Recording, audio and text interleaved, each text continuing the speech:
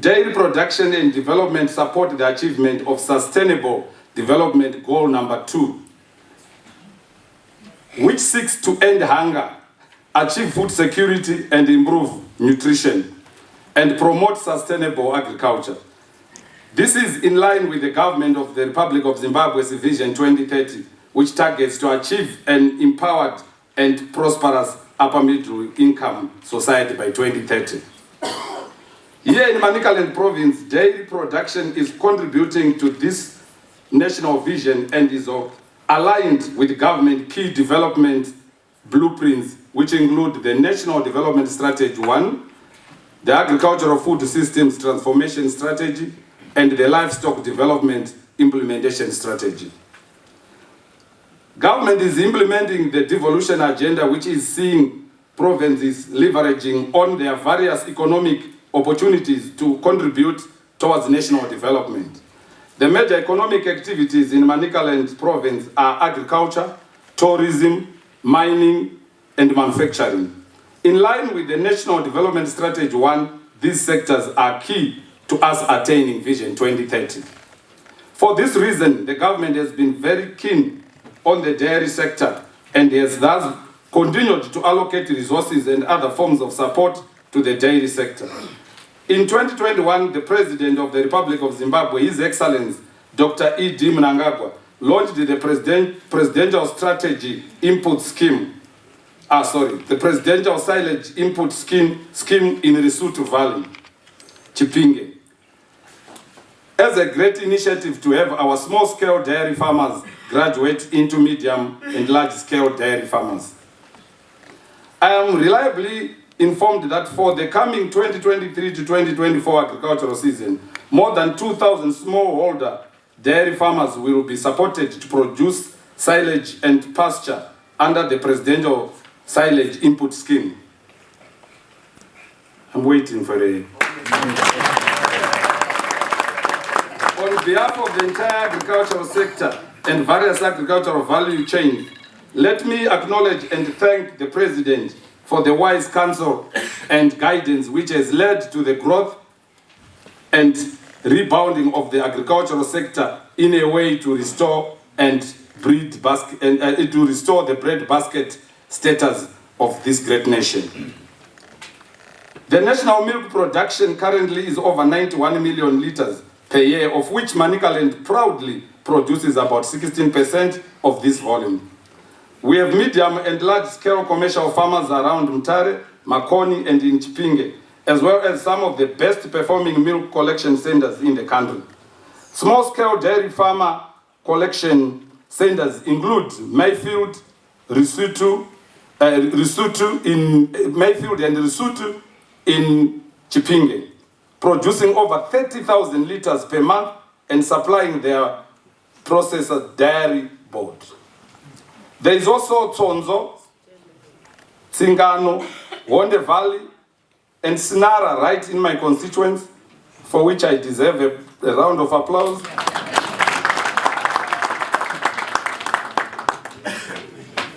Ladies and gentlemen, the dairy models in our province demonstrate evidence that if appropriate support is rendered, dairy farmers can produce the anticipated high volumes of raw milk required to cover the gap between national demand and the current supply. I want to thank ZADF for organizing this interactive learning platform where farmers, policymakers, dairy value chain experts, and stakeholders gather to share ideas and experiences on how to improve dairy viability and the business of dairy farming.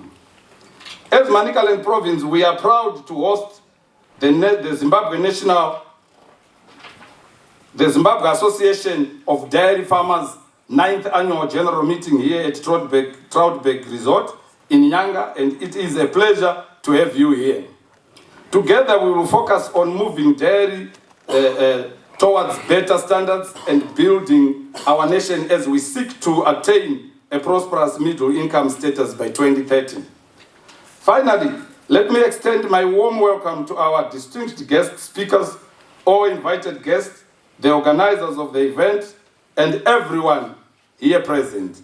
Let's all feel at home as we celebrate some of the milestones in the dairy sector where stakeholders are promoting a sustainable, inclusive, and market-led dairy value chain for economic development. Take time to visit other tourist destinations, guest of honor, and all here present. Here in Nyanga, we have the World's View, Nyamunzira Falls, Nyangombe Falls, Trout Hatchery, and Mount Inyangani or Nyanga, among others. Good morning, Honourable Masuka and Honourable Mugadza. I understand why the President chose you, because you're particularly good at elections. One more round of applause for Honourable Mugadza. I would like to welcome all other government officials and industry officials and all of the farmers that are here. Thank you very much for taking the time. It's probably the fullest AGM I've seen since 2010, which actually ended fairly debaucherously in this room. And I think we've all grown up a little bit since then, particularly myself. Thank you for coming, thank you for making the time. So, if I just jump straight in, I'd like to congratulate the Minister from our briefing on being realistic and pragmatic. His predictions about the weather, about what's happening in Zimbabwe are refreshing. We all actually want to put dollars in our pocket, not just in our brains, and to be realistic is how we're going to do it. Thank you, Honourable Minister. And I'll jump straight into it.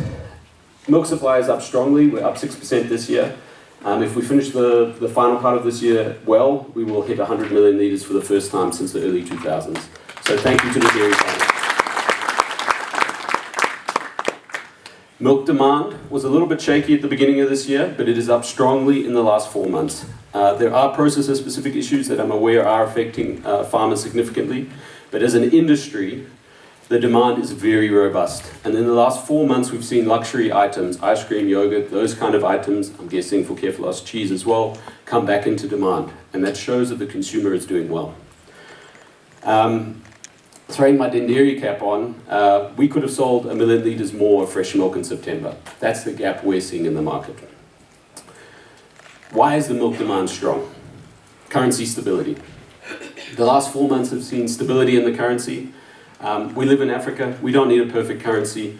All I'm asking from government is less than 50% inflation. If it's less than the 3% a month that they've targeted, we will continue to go on the right track as an industry and as a country. Number 2, investment. There's been a lot of investment that's been waiting for this election. Just a peaceful election. And I'm already getting inquiries about some of the projects we're doing, and people are re-engaging with Zimbabwe. So despite what the world might say about IMF and that personal investment from Europe and America, the guys that we thought wouldn't come, are engaging in Zimbabwe again. And that investment is starting. Thirdly, already started mining investment. My wife has a business that supplies mines. It is booming. The mines are committed to big expansions, and lithium by itself will change this country.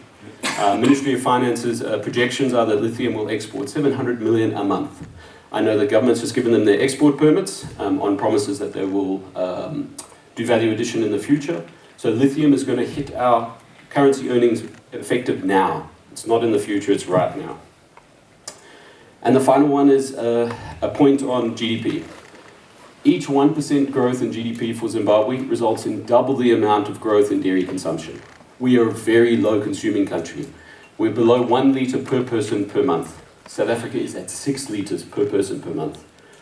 I personally believe that we grew closer to 8 to 10% last year. If you just look at the amount of construction going on, the amount of new shops going on, the amount of new buildings going on, I think that government and IMF are underestimating the real growth because of the informal economy. And it feels like we're poised for an even better period going forward. Just looking at our 2 honourable, for example, my outer boxes are significantly more expensive in Zimbabwe. What goes on the outside of a milk box. They have to capacitate themselves. They also have a price point that they're looking at in South Africa, so everyone has to get more efficient over the next 7 to 8 years. Okay? We're lucky in dairy. We have got more wiggle room. If you look at Europe as an example, the last thing to be deregulated was milk.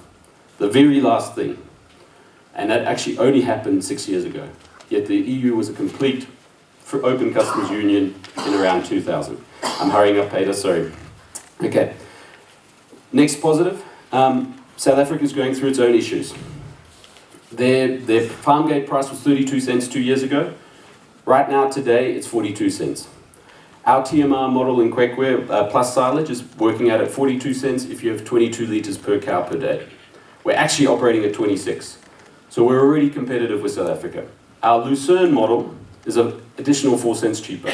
So we can compete with South Africa now. We couldn't 2 years ago. Okay, and it's only getting worse for our South African friends. Their economy isn't an agricultural economy, it's a mining economy. We all know there's heaps of issues in South Africa and they don't seem to be intent on solving any of them. So, the demand and destruction that happens in South Africa is likely to be less than the supply destruction on farm. Why? Because they're a mining economy, not an agricultural economy. So the consumer will continue to be able to buy dairy products, but I foresee a very significant milk shortage in South Africa over the next 5 years. There's only 2 countries in the region that can export milk competitively at the right price and right quality: Zambia and Zimbabwe. So if we are in Africa, and right now South Africa has tariffs on imported milk powders, Zim is in a good position to export to South Africa. I know it feels like a long stretch, but I am really optimistic about our trajectory versus South Africa's trajectory. Finally, in summary, the next 2 years, I see the local conditions being the best they've been since 2012, with the big caveat on the currency. Dollarization might happen, and if government can pull it off, it isn't a bad thing. The big thing is the if. We just need to control the liquidity. A lot of the issues government has, and I feel sorry for them, is because we have this dual currency setup, and it's almost impossible to be running around hitting that hamster on the head as it pops up in different ways. When you have a hard currency, you're going to attract smuggling across the borders. It is invariable. I always go back to an example where First Choice milk 6 years ago was landing in Zim 10 cents a litre cheaper than I could buy it from the factory in Natal, and 30 cents a litre more expensive than in Mozambique. Why? The owner of First Choice in South Africa owns Coca-Cola, and he wanted money in Mauritius. The invoices for milk came to Zimbabwe, the money went to Mauritius. So when you've got a hard currency, you always attract dumping. And it's a bit hard for government to keep watching that all the time, because every time they close it down, it opens up somewhere else. So, do not be scared of dollarization. If they pull it off, it will actually be a good thing for our value chain. On that point, the Honourable, His Excellency the President did say we're going to take 5 years to do it. Finally, in the long term, Africa is coming. I implore that we try and get GMO byproducts onto the list so that we can import them. Even if we're not importing them, it will affect the prices locally. Right now, the millers and the expressors are looking at their byproducts as profit centers. In South Africa, they look at this big pile of maize bran and they go, it's going to rot. And they say, farmers, come and pick it up. What price? Okay, in Zimbabwe, we look at it as a miller and we go, geez, that's gold, $140, $160 a ton. In South Africa, $65, $75 a ton. And finally, we've got 3 years to get our act together. Why do I say 3 years? Because the tariffs slowly drop and the borders slowly open. So between the farmers and the processors and all the other contributors in the value chain, we've got some time. We need to focus on our efficiencies. And it's clearly possible because our neighbours have already had cost escalation. And just like you heard from the Honourable Minister, our power situation is getting better. South Africa is not going to get better. Okay, our water situation, supply is better. We've got some pricing issues, but government is attentive to them. So please rise to the challenge. I am really excited about where Zimbabwe's going. And that provides us the context in which we will grow the agricultural sector in the 14 thematic areas within the NDS1. And below that, the agriculture and food systems transformation strategy launched by the President in August 2020, where we sought to transform the agricultural sector from a $5.4 billion industry to an $8.2 billion industry by 2025. And because you've done so well, I remember in 2020 while I was trying to put things together, and I formed 16 working groups, and one of them was the dairy sector working group, and we meet many times, and thank you for allowing me to coerce the many of you to start work at 7. And so we have an hour that we meet virtually and we say, let's candidly, robustly discuss the dairy sector and ensure that we'll have the growth that is required to sustain this to 2025, when we think that we'll be able to produce maybe 150 million liters that we desire. I'm told that demand is increasing by about 15% annually, that this year alone, the first 7 months, we have grown by 6% to 54 million liters compared to 52 last year. And that, based on that stellar performance, we'll be able to grow to just over 100 million liters this year. I'm told also that you are milking just over 35,000. And this, compared to the peak that we ever had, I think we're milking then about 42,000 or so, and producing a record 260 million. But I was trying to do the arithmetic around that to say, so what was the production per cow per day then compared to now? And what should we do to get there? And two things stand up. The first is that we must look for vertical growth, which is the increase in productivity per cow per day. And secondly, that we also must then look for horizontal growth, which is increase in the number of milking cows. But there are challenges that we face. No challenge is insurmountable if we collectively, collaboratively look at it. And I think that we have done so well in the past to deal with the problems, the challenges that we encountered. But I also think that we can do so well in future to deal with the remaining challenges. And earlier, I interacted with your executives. They gave me a few of their challenges and that they raised with me. The challenge that I see in the dairy industry, I think we can say, let's import bran, let's do that. I want, if, as things stand, I've said no to the importation of bran. I don't want to import finished product or a byproduct. I want farmers to produce. Let's focus on production. Let's look at the inhibiting factors to competitive production, and then we can deal systematically with them. Let's use the theory of constraints.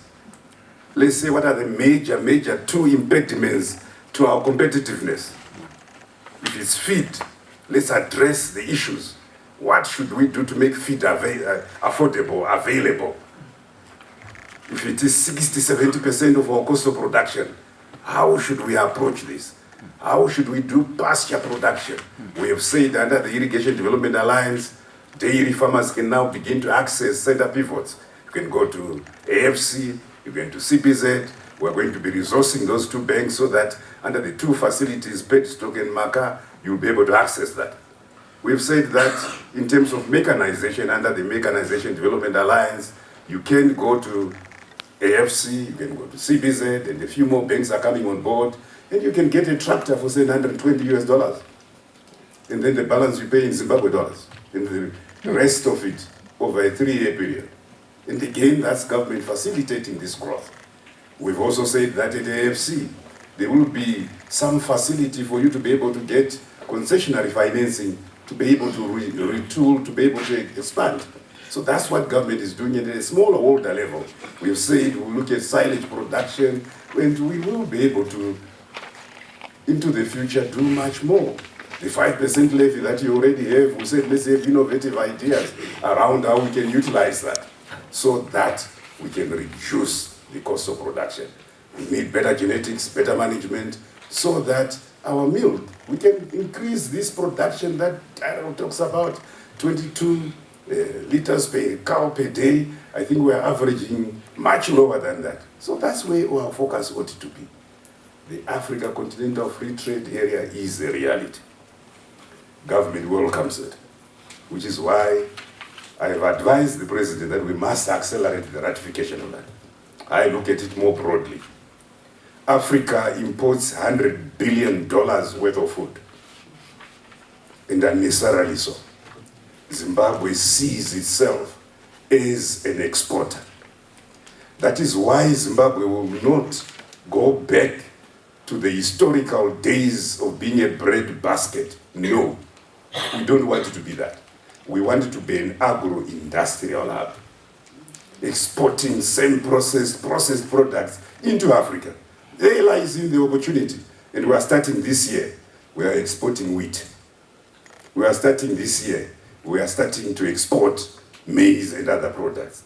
We must export dairy products. We must benchmark and look at the jurisdictions that are producing within our region that we would like to supply to. And those, I hear South Africa might be going through a difficult patch. I don't wish them that. I want them to be on their feet so that we can compete evenly. And I think we will outcompete them because I see clever people here.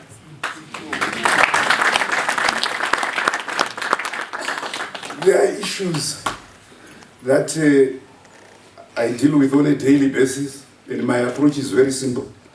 I said if things are man-made, they can be man-made. So let's look at the issues. You have land issues. And I've said to Chairman Muzorewa, list them. I don't want to see any disturbance on the farm. Anyone who contemplates, anyone who dreams of disturbance, we must arrest them in their dream. We have issues with Zinwa. Yes, the tariffs for Zinwa are currently under very, very active discussion. We are also in the process of amending the Water Act and also the Zinwa Act to remove the regulatory functions from Zinwa. And also, as you might be aware, we have 7 to 10 catchment councils, all headed by a catchment. It's a bureaucracy. They have to tariff you in order to survive. We have 47 sub-catchment councils, in fact, 47 CEOs managing water in the country. And they are paid by you. We think that's burdensome. I'm sure we'll be able to supply. We'll be going to the Binational Commission shortly, and it's an aspect that we're going to raise. I've heard previously that we can look at other jurisdictions and sources of FMT vaccine, but the experts tell us that the serotypes might be very different. The maize imports. Yes, import maize starting now, as much as you want. Import soybean, as much as you want, starting now. And I brought my director of permits, they've started issuing permits now, so you can import. Fuel. We have a limited Zimbabwe dollar fuel facility. Zimbabwe uses about 38 million liters a week, and about 60-70% of that is diesel. 10% of that is Zimbabwe dollar fuel. We are willing to consider the dairy sector on this limited facility, and Chairman Muzorewa, work with your team and my directors so that we can see what we can allocate you. Power supply. Power supply will improve and improve irreversibly. Wanke 7 and 8 are on board, pumping 630 megawatts into the grid, which has allowed us now to turn to Wanke 1 to 6, for which we have secured the $300 million loan to start to do the first repairs, refurbishment of that. We will decommission all the thermals, but there will be improvement in the power supply going forward. So it's something that government has invested in. But you know, the industry is heating up, mining is coming up very strongly. And there are discussions currently. I met with the minister, the new minister of Mines and Mining Development, to try and persuade him that for farmers, power is not an input that they must generate on the farm. But for mines, it is an input that they must just look at, just like the mineral. So before constructing a mine, I was persuading him, and I hope we'll succeed, that they put up at least 50% of their power requirements, unlike farming. But we also have something bright. We already have the land. And in terms of renewable energy, That resource is the base for solar energy, and we're in active discussion with investors, I think to the tune of about $150 million for farmers. There are many developments in the sector. I know that in terms of feed production, government is supporting, and they are hoping that we're going to be accelerating shortly the perhaps the 6,000 hectare Southern Zimbabwe project, where we'll be producing lucerne for the country and for export.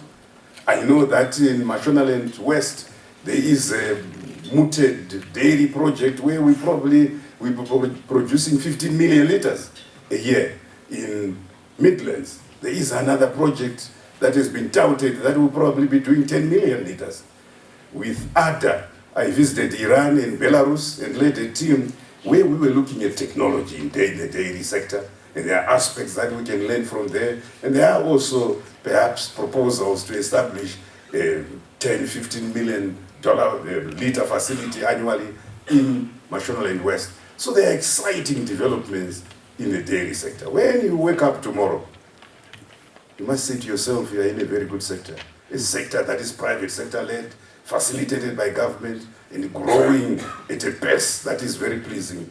I hope that as we build the agricultural industry, transform it, as we say, household by household, plot by plot, enterprise by enterprise, value chain by value chain, we will all work collectively so that the President's vision of a prosperous and empowered upper middle income society can be realized. We are building a $13.75 billion industry by 2025. The dairy sector is a very important aspect of it. Thank you very much. I wish you very fruitful deliberations, and it is my pleasure to now declare your 9th annual general meeting officially open. Thanks. From Farmers Economic Development National Secretary for Youth Affairs. I would like to thank the Second Republic Government by His Excellency Dr. E.D. Mnangagwa for the unwavering support he's giving us as the youth across the value chain industry, especially focusing on the dairy sector from primary production up to processing production, in order for us to improve our livelihoods as the youth, especially employment creation and driving ourselves away from the drug abuse issues related. So we'd like to thank the government, in particular this coming season, for the support we are getting as the youth from the presidential silage input scheme, the presidential Pumbuza scheme, all the sectors the president is giving us, including also the Tigris scheme, so that we improve the dairy industry as the youth in agriculture.